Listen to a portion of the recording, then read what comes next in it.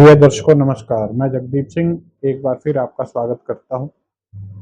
दर्शकों, इस समय पश्चिमी उत्तर प्रदेश में एक मामला बहुत जबरदस्त ढंग से गरमाया हुआ है।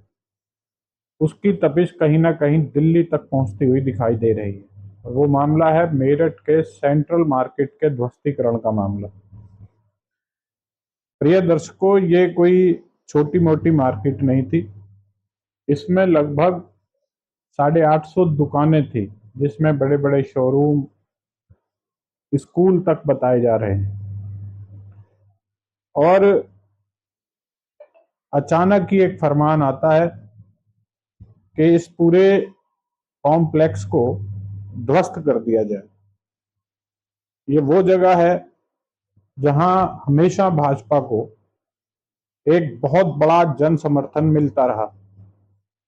वो जन समर्थन केवल वोटों तक सीमित नहीं था, बल्कि वहां के व्यापारी हमेशा बढ़ चढ़कर खुले रूप से भाजपा का समर्थन करते रहे, अन्य पार्टियों के खिलाफ बोलते रहे। बहुत बड़ा वहां पर कार्यक्रम हमेशा भाजपा का होता रहा। वहां भाजपा के लिए मंच सजते रहे। उन मंचों से व्यापारियों ने खुलेआम भाजपा का समर्थन किया, अन्य पार्टियों का विरोध किया, जो कि व्यापारी की दृष्टि से अपने आप को दूसरे दलों के लिए टारगेट बना लेने वाला एक काम होता है। उसके बावजूद वहां के व्यापारियों ने भारतीय जनता पार्टी का समर्थन करते हुए उन तमाम चीजों को दरकिनार किया। खुले रूप पर अपने ऊपर भाजपा समर्थक का ठप्पा लगवाया और भाजपा के लिए हर तरह से सहयोग किया, हर तरह से समर्थन किया। और फिर आ जाता है एक फरमान और ये आदेश आ जाते हैं कि इस पूरे मार्केट को ध्वस्त कर दिया जाए। ये तो मार्केट ही अवैध है। और ये वो मार्केट है जो साल 2 साल पहले नहीं बनी, साथियों। ये वो मार्केट है जो दशकों से वजूद में है, जहां दुकानों की कीमतें करोड़ों में हैं। अब आप कल्पना करें उन लोगों की जिनका करोड़ों रुपए का इन्वेस्टमेंट वहां पर था, जिससे उनकी रोजी रोटी चलती थी। साथ में अन्य लोग जो वर्कर के रूप में वहां पर काम करते थे, उनके परिवार वहां से चल रहे थे। और अचानक ही ये आदेश आने के बाद बताया जा रहा है कि लगभग 40,000 लोग, जी हां आप सही सुन रहे हैं, 40,000 लोग ऐसे हैं जिनकी रोजी रोटी इससे प्रभावित होने जा रही है।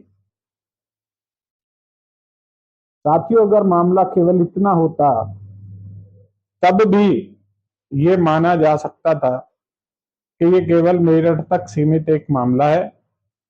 मेरठ तक भी ना कहकर मेरठ की एक मार्केट तक सीमित मामला है और ये वहां के लोगों की समस्या है। उन्होंने कोई अवैध निर्माण कर रखे होंगे और क्योंकि कानून सबको मानना होता है, तो अगर ध्वस्तीकरण हो रहा है तो ठीक है, हो जाना चाहिए।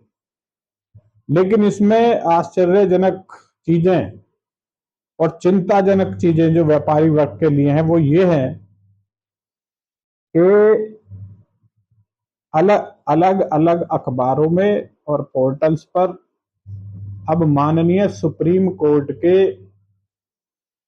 तेवर दर्शाने वाली खबरें आनी शुरू हो गई, जिससे ये संदेश जा रहा है कि ये तो अभी शुरुआत है।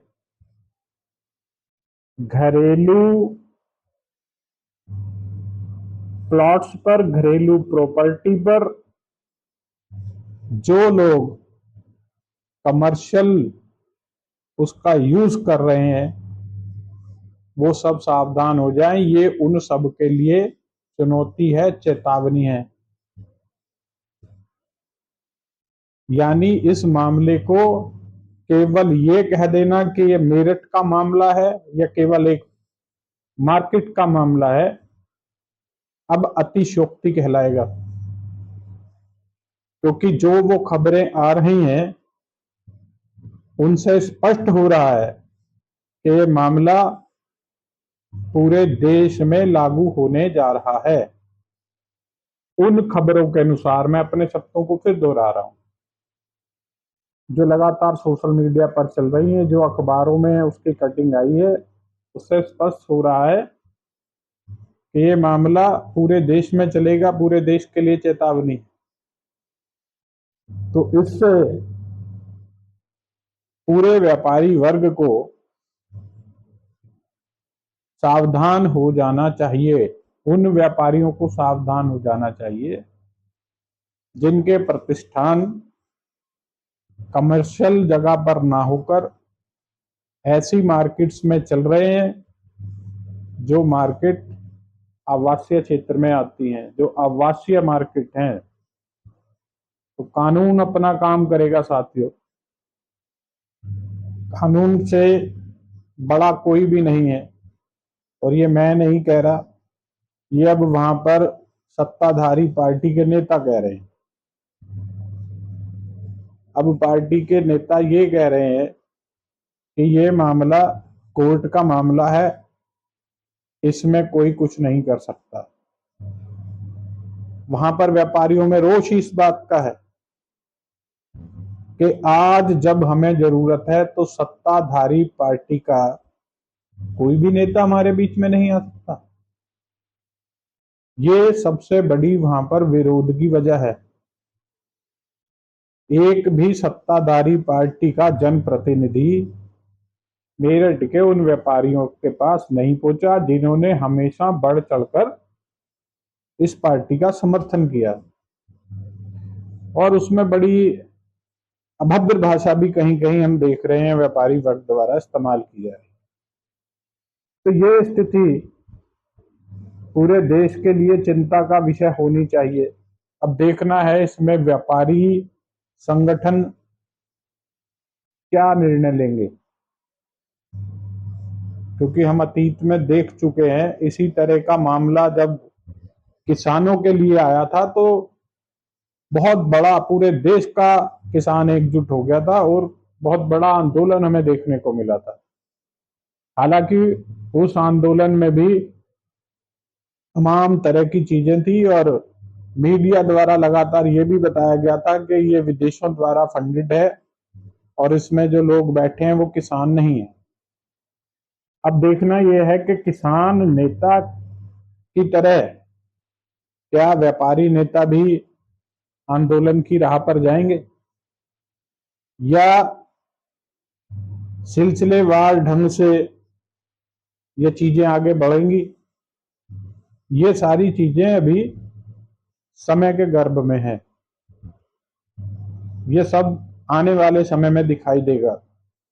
लेकिन जिस तरह का आक्रोश मेरठ के सेंट्रल मार्केट के व्यापारियों में दिखाई दे रहा है और जिस प्रकार की अब उनकी भाषा शैली हो गई है, उससे लगता है कि सरकार के सामने एक बड़ी मुसीबत आने वाली है। और अगर व्यापारी वर्ग ने किसी आंदोलन का रास्ता पकड़ लिया तो सरकार के लिए उन स्थितियों से उभर पाना असंभव हो जाएगा, क्योंकि उत्तर प्रदेश के अंदर विधानसभा चुनाव में अब लगभग 8-9 महीने का ही समय शेष बचा है। और व्यापारी का मतलब यह है कि उसे कोई खालिस्तानी नहीं बता सकता, उस व्यापारी के लिए यह नहीं कहा जा सकता कि ये नकली व्यापारी है, क्योंकि व्यापारी की दुकान तो सबको दिखाई देती है। किसान का हो सकता है कि खेत दिखाई ना देता हो, लेकिन व्यापारी तो ये बताने में सक्षम है कि मेरी उस जगह दुकान थी और तोड़ दी गई, या उस जगह दुकान है और खतरे में आ चुकी है। तो अगर ये चीजें अभी इन पर कोई कंट्रोल ना किया गया तो आगे बहुत बड़े आंदोलन का रूप ले सकती हैं। हालांकि भारतीय जनता पार्टी की अपनी एक विंग है व्यापारी नेताओं की, और वो पूरा प्रयास करेंगे कि आंदोलन वाली स्थितियां पैदा ना हो। लेकिन जब मामला रोजी रोटी से जुड़ा होता है और जब बिल्कुल ध्वस्तीकरण ही शुरू हो चुका होता है, तो व्यापारी नेता हो या जननेता, फिर जनता उनकी बातों पर लंबे समय तक विश्वास नहीं करती।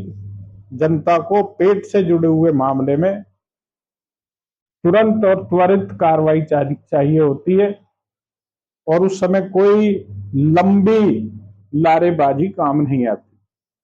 तो देखना रोचक होगा कि सरकार अब इस विषय पर कैसे कदम उठाती है, और उससे भी ज्यादा ये चीज देखने वाली होगी कि व्यापारी संगठन इस पर कोई आंदोलन की राह पकड़ते हैं या सरकार से बातचीत कर इस कानून में किसी प्रकार का संशोधन करवाने में सफल हो जाते हैं।